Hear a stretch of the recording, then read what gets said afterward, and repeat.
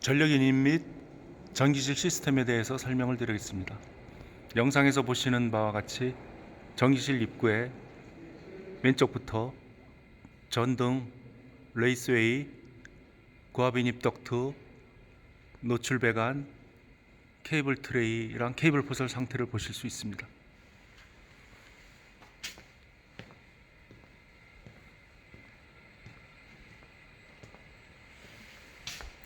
한전 고압 인입 덕트는 케이블 트레이랑 다르게 덕트를 사용하여 카바를 완전히 뒤집어 씌움으로써 쥐나 이물질 등으로부터 침입을 보호하기 위해서 시설을 합니다.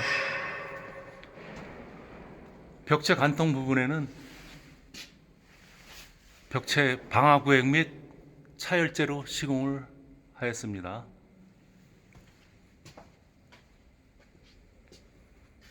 네, 케이블 트레이는 2단으로 시공을 하였고, 물론 3단으로 하게 되면은 주차장 층고가 확보가 안 됩니다. 그래서 2단으로 해서 법적 높이를 유지하게 됩니다. 법적 높이는 주통로에서는 2300, 주차구역은 2100 이상을 확보해야 합니다. 케이블 포설 시에는 1단으로 하여서 깔게 되고 여유 공간을 고려하여 케이블 트레이 폭을 선정을 하게 됩니다.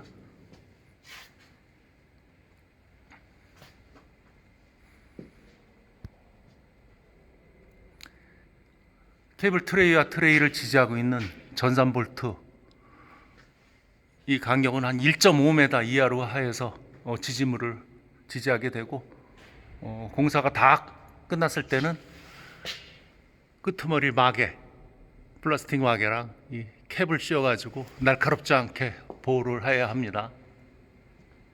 자, 전기실 입구로 한번 들어가 보겠습니다. 저희 출입문이 전기실인데 여기 좀 특이한 점이 입구에 방화 샷다가 있습니다.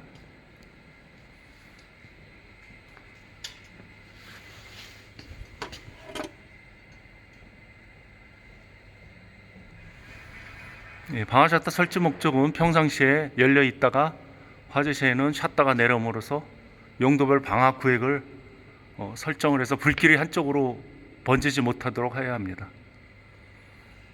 샷다를 한번 작동을 지켜보겠습니다. 샷다는 샷다를 기준으로 감지기가 두 개씩 설치가 되어 있는데,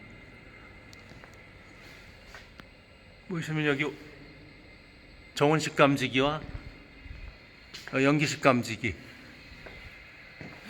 샷다 기준으로 연기식 감지기, 정원식 감지기 두 개를 설치하는 것은 연기식 감지기가 작동이 됐을 때 샷다가 1.8m 이하까지 내려오고, 나머지 하나가 더 작동이 되었을 때 완전히 샷다가 내려오게 됩니다. 이쪽이 전기실에서 나와서 주차장으로 빠져나가는데 샷다가 내려오게 되면은 문이 닫히게 되므로 여기에 비상문을 설치해서 사람이 박차고 나갈 수 있게끔 시설을 하였습니다. 한번 샷다를 작동시켜 보겠습니다. 감지기를 갖다가 찍어야 하나 편의상 여기서 직접 수동으로 눌러서 작동을 시켜 보겠습니다. 샷다에는 수동으로 할 수 있는 상향, 하향, 정지 버튼이 있습니다. 연기식 감지기를 찍었을 때 1단이 먼저 내려오게 됩니다. 찍었다고 간주를 하고 한번 내려보겠습니다.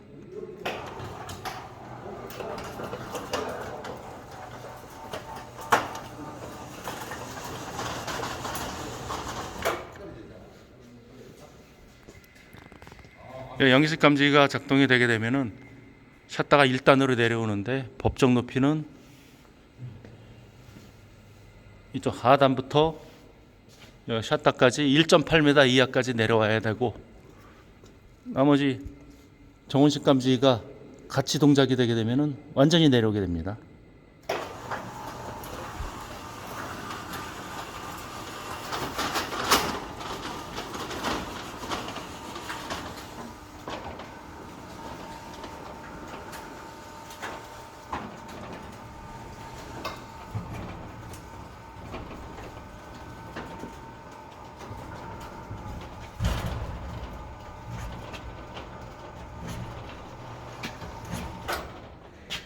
그러니까 이런 상황에서 안에 있는 사람이 뛰쳐나올 수 있게끔 샷다에 출입문을 냈습니다. 지금은 법적으로 2021년 이후부터 인허가 되는 곳은 이런 비상 쪽문을 내지 않고 별도의 문을 시설을 해야 합니다.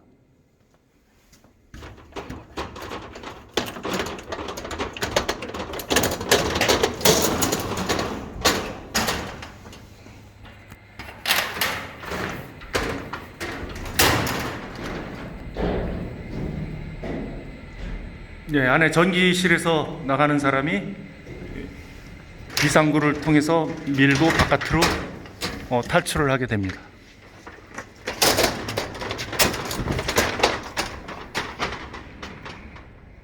네, 다시 정상 복구를 하겠습니다.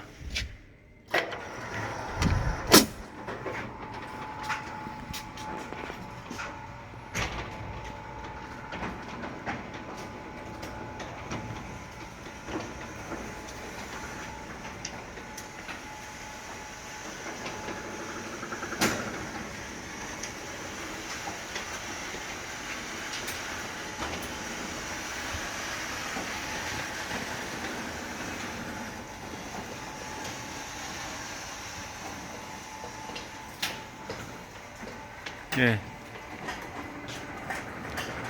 전기실 입구에는 장비 반입을 위해서 장비 반입구가 설치가 되어 있습니다. 필요시에 변압기, 발전기, 향후 시설물 수리를 위해서 이 반입구를 통해서 이걸 드러내고 장비를 유지보수 교체할 수가 있습니다. 시공시에는 이 반입구를 통해 가지고 장비를 다 내렸습니다. 내리는 것을 용이하기 위해서 골조공사 시 천정에 후크를 묻었습니다. 엘리베이터용으로 사용되던 것인데 골조시에 기성품을 묻었는데 이 U자형 후크 하나당 한 4톤 정도의 힘을 받을 수가 있습니다. 근데 두 개를 묻었기 때문에 이론적으로 8톤이 아니라 뭐 만 킬로그램 이상의 힘을 받을 수가 있습니다.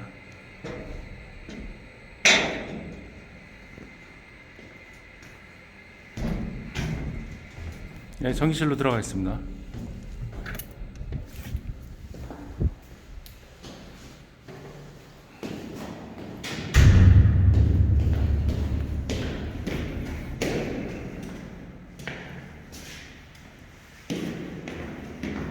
전기실은 건물에 통상 주차장 또는 맨 밑에 지하에 설치가 되어 있습니다.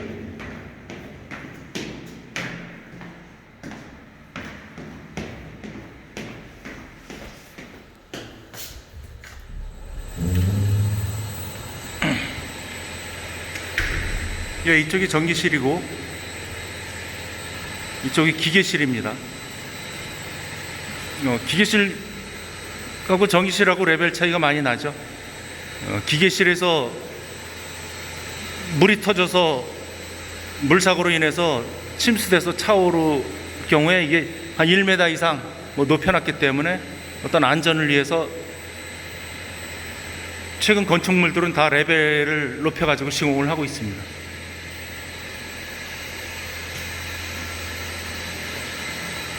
네, 기계실에 모터 컨트롤 센터 MCC죠. 급배기 팬, 각종 소방 펌프, 배수 펌프, 급수 펌프 시설물이 되어 있습니다.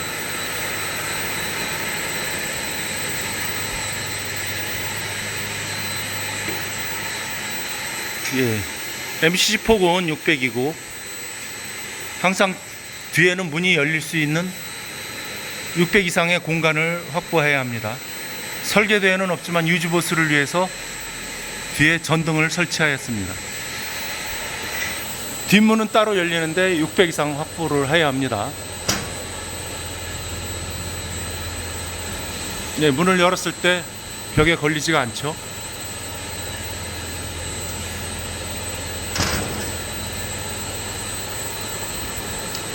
패드 설치 시에는 이 앞면과 뒷면에 사람이 올라가서 유지보수할 수 있도록 크기를 산정을 해서 패드를 시공을 해야 합니다.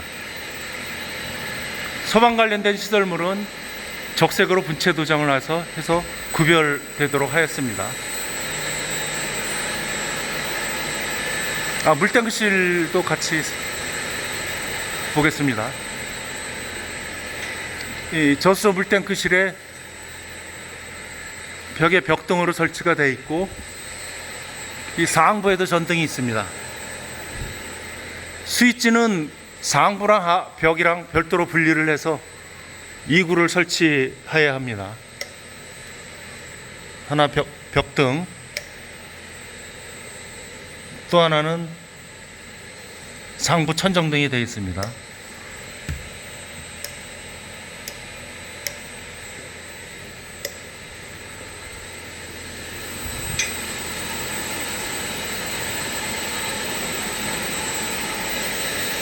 기계실에는 급기 배기팬이 설치가 되어 있고,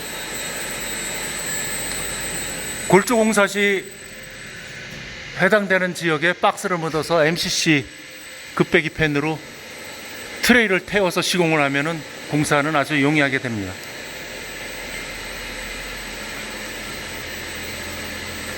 설비 급수 펌프죠.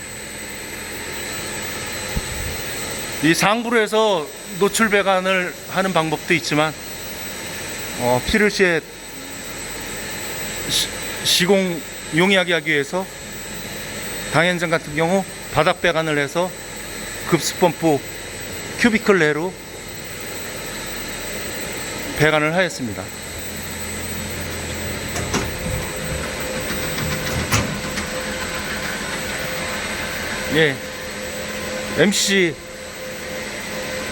MC에서부터 여기 바닥으로 배관을 해서 바로 물린 상태입니다.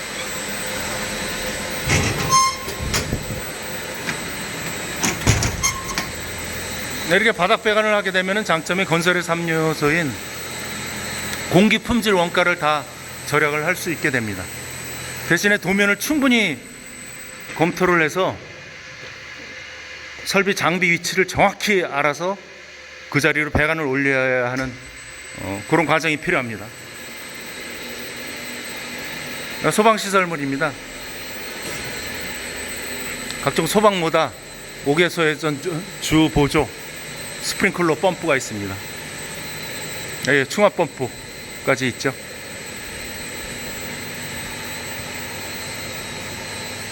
저 트레이를 통해서 와서 스틸 배관으로 해서 모터 서포터 내려서 방수 후렉시블로 모다의 결선을 하게 됩니다.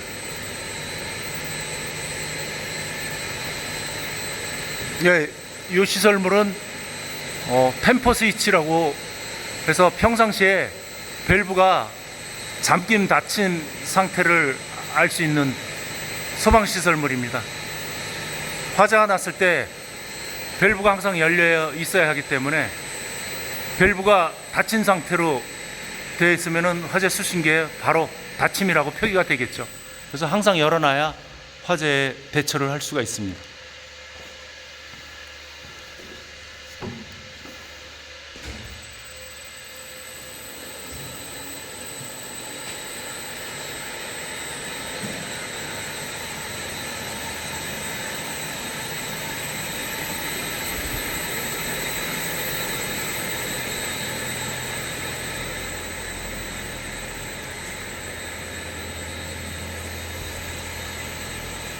아까 입구에서 말씀드린 이것이 장비 반입구입니다.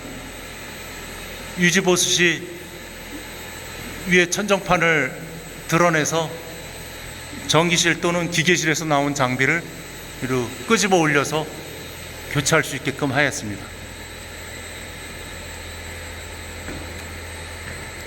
이 건물에 있는 모든 저압적 시설물들이 케이블 트레이를 통해서 전기실로 들어갔습니다. 고압 인입 덕트는 저 위에 별도로 인입을 하였습니다.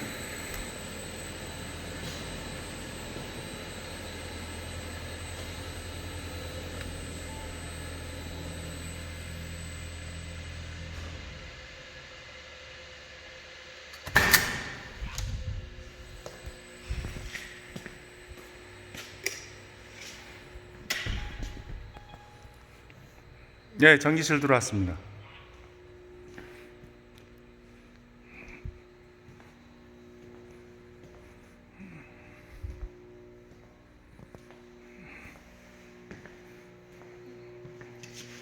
네, 접지 단자함입니다.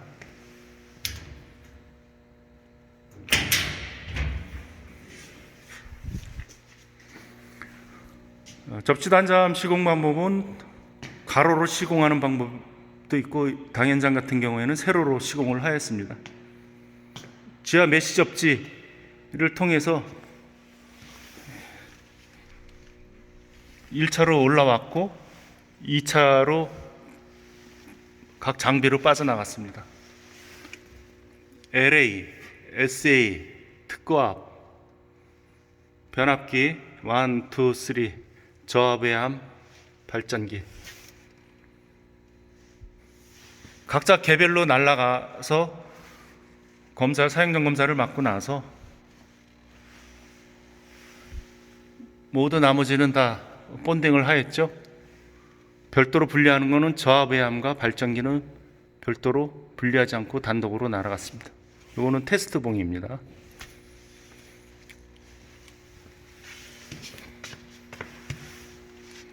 이 상세도로 외함에 코팅해서 이렇게 붙여서 유지 관리를 하고 있습니다.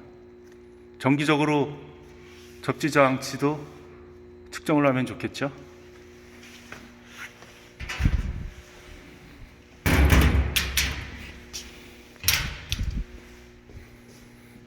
각종 시설물들을 자재를 공구함에 보관함으로써 관리자한테 유지관리에 좋게끔 하였습니다. 네, 공구 보관함의 어떤 형태는 정해져 있지 않지만 일단 캐비넷 크기 정도로 해서 이 장소에 각종 파워 퓨즈나 차단기나 발전기에 필터, 부속자재들을 보관하면 되겠습니다.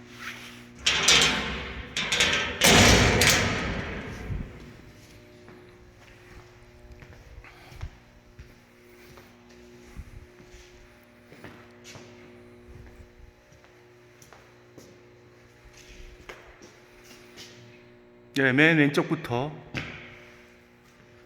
한전 인입 덕트로 와서 고압반 LBS 반에 연결이 되어 있습니다. 고압 덕트는 항상 카바는 덮고 위험 표지를 하여야 됩니다. LBS는 로드 브레이커 스위치, LBS 반 다음에 V12랑 PT,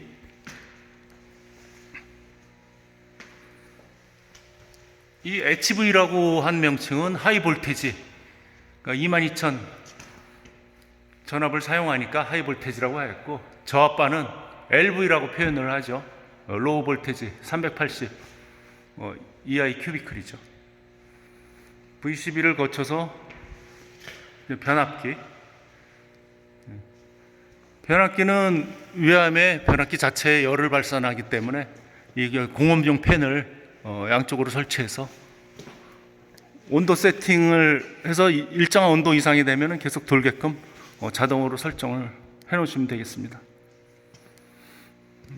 변압기 보시게 되면은 1차 델타, 2차 Y 중성점을 따서 여기서부터 이제 380, 220이 공급이 되겠죠.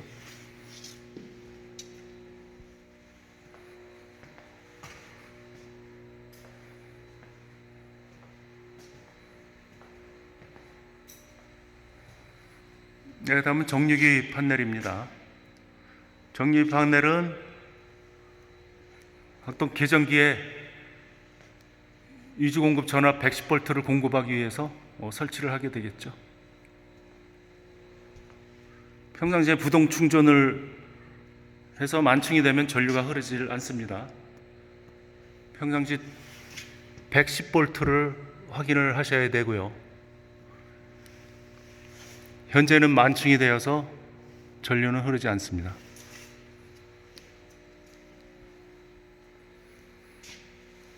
큐비클 명칭을 붙일 때 LV38 이렇게만 돼 있는데 이 현장에서는 MC 주차장 저리조 이렇게 구체적인 명칭을 써주시는 것이 유지 관리하는 데 좋습니다.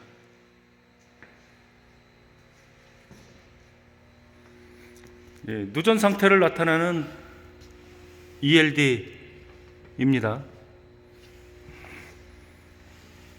여기 같은 경우에는 경보가 들어옵니다. 라인 7번 번호에 누전이 0.12A 뜬다는 얘기죠. 이건 누전을 잡아야 합니다.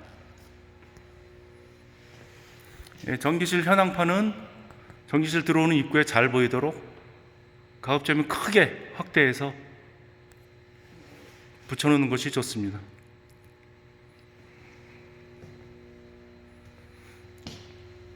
정전 복전 시 대처 요령. 전기가 나가게 되면은 전기실 관계자들은 당황을 하게 되죠. 한 번도 경험을 안 해본 분들도 있을 거고. 그래서 정전 시의 대처 요령을 한전 정전 시, 한전 복전 시, 정전됐는데 발전기가 동작이 안 됐을 때 취해야 될 액션들, 배전반 운전 요령, 모든 시스템은 자동 위치에 놓아야 되죠.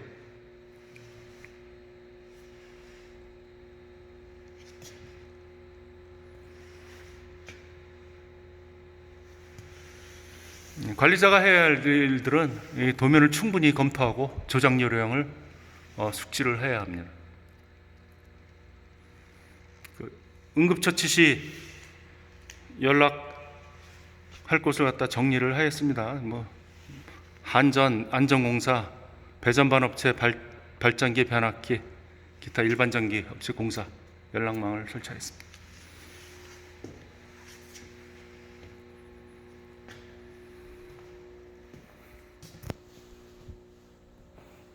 여기 큐비클은 서로 고저압반이 분리되지 않고 이렇게 양쪽으로 연결된 패키지 형태로 제작을 하였습니다. 이렇게 패키지 형태로 하게 되면 장점은 전기실 면적을 협소할 때 장비를 줄임으로써 그거에 대한 대처라고 할 수 있겠습니다. 예, 중간에 통로가 있죠.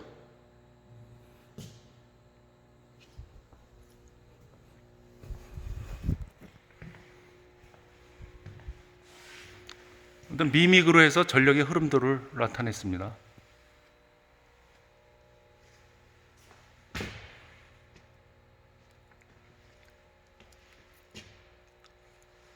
오토 트랜스미션 스위치, 한전 평상시 한전에 붙어 있다가 정전이 되게 되면 발전기 저전압 신호에 의해서 절차가 돼서 발전기로부터 전력을 공급받게 됩니다.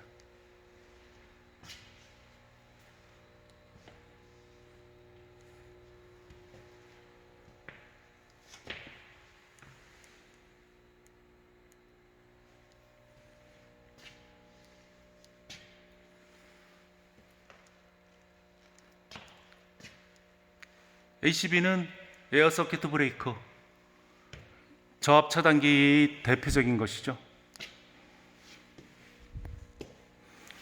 ACB를 메인 차단기를 통해서 각종 저압 차단기 MCCB로 전력이 분배됩니다. 전기실에 중간에 기둥이 있을 경우 기둥 위치를 고려를 해서 장비 배치를 해야 합니다.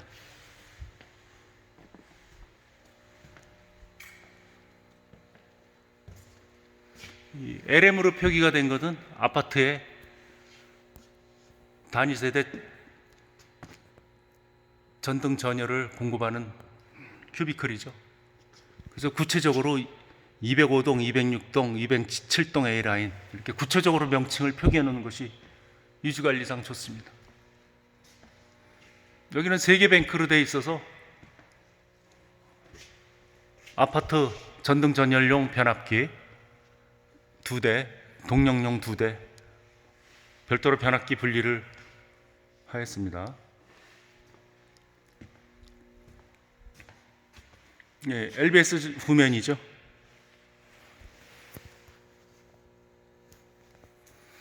한전에서부터 들어와서 볼테지 디텍터.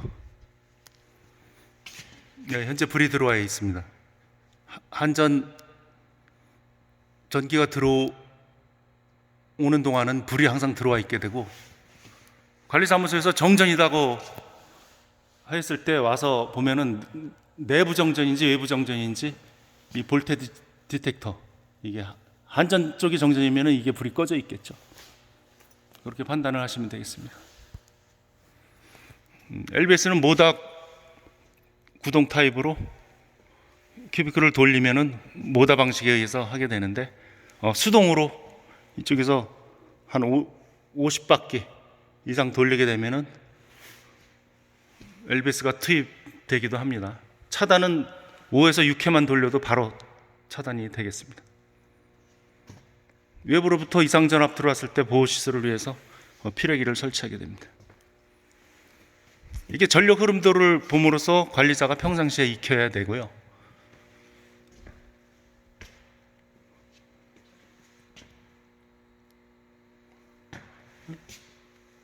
V10의 백힘 서킷 브레이크, 고압 차단기의 대표적인 것이죠. 고압 차단기를 수동으로 전기를 받게 되면은 끌 일은 어떤 정기 검사나 유주보수 시에 끄게 되겠죠. 그래서 각종 끄는 방법을 평상시에 익혀놔야 됩니다. 투입할 때는 이렇게 왼쪽 거를 누르면은 투입이 되고, 0을 누르면은 오픈이 되겠습니다. 복전한 다음에 다시 반드시 전기를 살리고 나서 리셋을 눌러줘야 됩니다. 리셋은 빼죽한 거로 눌러주시면 되겠습니다.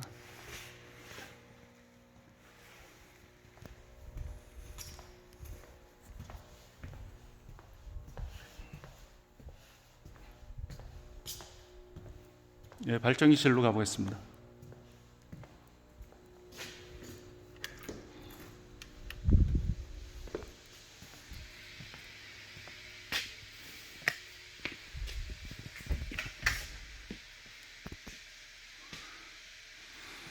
네, 발전기는 보시는 바와 같이 디젤 발전기를 사용을 하였고,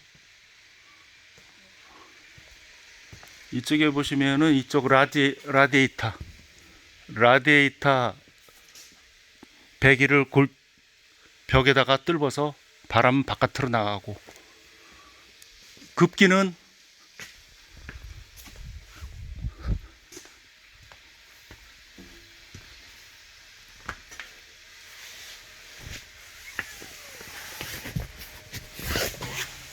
별도로 급기 드라이어를 통해서 무동력 단파, 발전기가 동작되면 엄청난 바람의 양이 필요함으로써 바람을 땡기기 때문에 이게 자동으로 문이 열리게 됩니다. 시공시 유의할 점은 라디에이터는 강제 배기이기 때문에 라디에이터 면적보다 크면은 강제로 밀고 나갑니다. 그러나 급기량이 적을 경우 발전기가 동작되다가 멈추게 됩니다. 그래서 급기 규격은 클수록 좋지만 최소 라디에이터 배기 면적보다 한 1.5배에서 2배 정도로 하는 것을 권장을 합니다.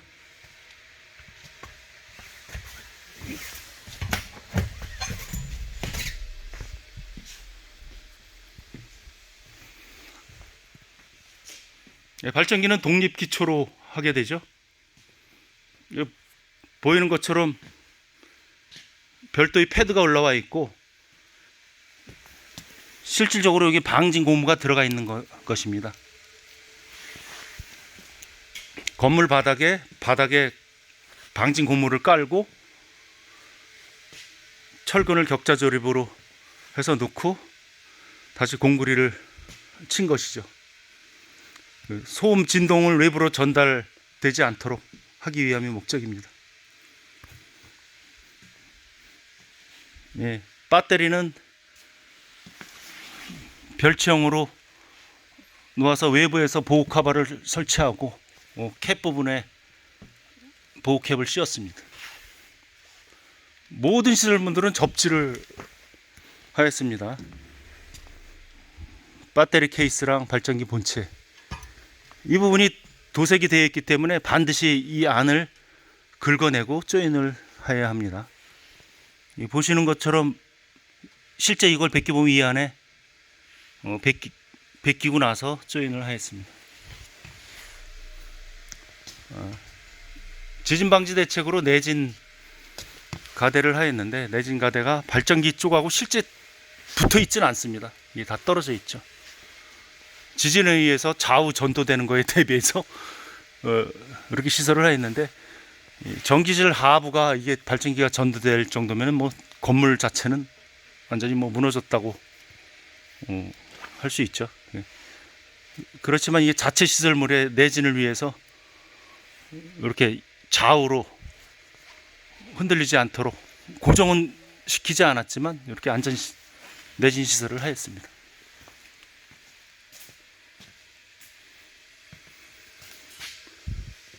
발전기에서 생산된 380V 220 전압을 부스덕트를 통해서 제너레이터 컨트롤 판넬로 공급이 되게 됩니다. 부스덕트는 800A 이상 대용량에서 사용을 하게 되죠. 이 구간이 케이블 트레이를 시공하는 경우도 있습니다.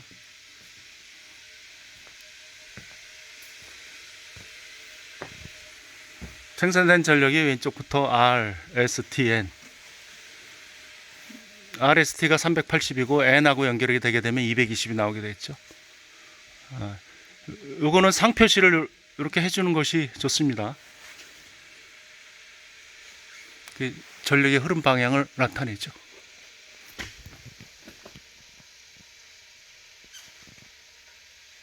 부스덕트 규격을 나타냅니다.